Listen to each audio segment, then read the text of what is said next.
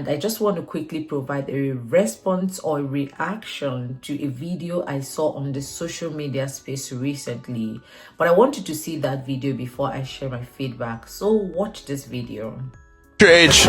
27. Have you ever proposed to a woman before? Yeah, I did. And how long were you with her at the time? Honestly, probably the wildest story. I was with her for about 6 months. So what gave you the courage to propose after knowing her for that little? To be sincere with you, we're not together anymore, but at the time, it just felt the right. Do you think that you proposed to her because of her, or was it because you were just ready to settle down? I think it was a mix of both. I felt ready to take care of a woman, but on top of it, I came across somebody that I thought was wonderful. So I decided to take that step, you know? But it was pretty quick. It was a very fast thing, because she moved in after 2 weeks, type of stuff. But you told her you want to be with her, and you want to marry her. What happened after that? When I was going through a lot of transitions, I was doing a couple investments and everything else, and I told her, baby girl, I think we're back to the ground. We're going to have to borrow money from our parents because I lost it all.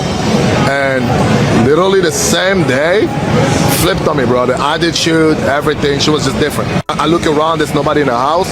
I call her, hey, baby, where you at? She's like, I went on a walk. I'm like, why you didn't let me know? She's like, I have to let you know that before I go to walk. Like, she just changed on me. And the same day, she was like, my parents are waiting for me. Eventually, her parents came to pick her up and she left. Okay, welcome back.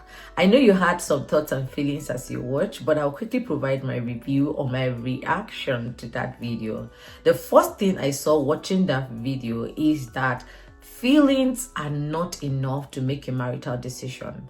Why I do not have a data to back up the claim that this particular people make their decision based on their feelings, I do not know any other thing that drive decision making within the space of 2 weeks, and a girl moves into a guy's house, just like that. Feelings are what they are. They are fickle, and acting on them is a choice. There are other things that you should consider in making a marital choice. Marital decisions are not made on emotions, right? There are other things you should consider, and some of the things I shared in my video titled Before You Say I Do, so you could check my channel for that.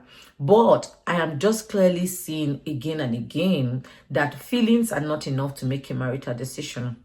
The second thing I saw on that video is that knowledge is not a function of age. The guy was 27, right? And the fact that you're 27, 37, 47, 57 does not validate the fact that you have what it takes to make a marital decision. So it's important for you to get the requisite knowledge and the wisdom, the tools required to make those decisions. Don't assume that you know. Please don't do it, right? Get the right information. Again, check my previous videos. You will be able to see something to guide you on how to prepare for that choice. But basically is that knowledge is not a function of age. The second is that everyone planning to get married and their prospective spouse must be able to state their why for getting married. Why do you want to get married? Some people are trying to get married because it's time for them to have children. Some feels like, oh, now I can have legal sex. Some feels like, various things. Some things, okay, now I have an ATM machine, someone who pays my bills. You must find out what their why. I think everybody's why is fine because it's their choice. But be sure that the why that you have aligns with the why of the person you are trying to get married to. Let there be an alignment. Beyond your why and the why of your prospective spouse is your plan to actually support if you will desire to have kids, the kids that are coming in that marriage, right? Your why should include them. Don't just think of yourself alone. There was a time I used to write something around marriage dictionary, and I wrote that selfishness is the act of being solely concerned about finding a spouse and neglecting the fact that they will become the parent of your children. Are you sure that what they have in value system, in character, in everything will serve the children that you want to raise in that marriage? So it's important that you clarify the why. In this other relationship, in that video we watched, I am not sure you know, they are Y aligned, or even if there is a Y at all, you know.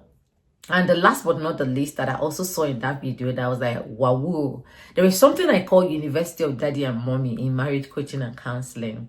The fruit does not fall far from the tree. Monkeys don't raise rats, neither do lions raise goats, right?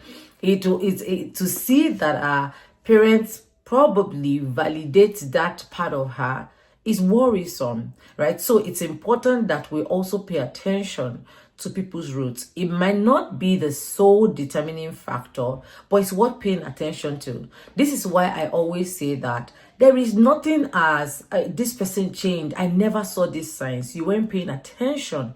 It's as simple as that, because this one is something that's worth paying attention to. And I'm sure that, I don't know, maybe the guy saw or decided to overlook it. You have the power to say yes or no to a guy or a lady that truly serves the future that you deserve or desire.